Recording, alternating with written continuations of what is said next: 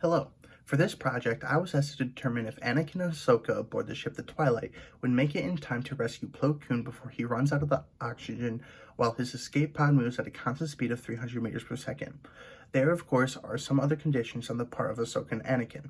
During this project, the two physics concepts featured are one-direction motion and gravitational force. I will be explaining the process of one-dimensional force within this problem using relative motion. In order to be able to use relative motion within the problem, I first had to calculate the factors that led to both vehicles obtaining a constant velocity, which is when the Twilight ship reaches its maximum velocity. Using the velocity time graph provided and two kinematic equations, I was able to find the position where the rescue ship obtained a constant velocity. Because the escape pod is moving at a constant velocity within space, it is continuously moving within its time. Because of this, I had to update the position of the escape pod relative to the origin after the time it took to the data analysis and the time it took for the rescue ship to reach its maximum velocity.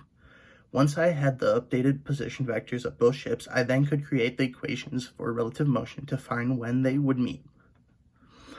Both ships are moving at a different constant velocity, and the velocities provided to us are relative to the origin. Because these ships are moving in the same direction, they have a relative velocity to each other, meaning the Anakin ship would not be measured to be moving at 1,100 meters per second in comparison to the velocity of the escape pod.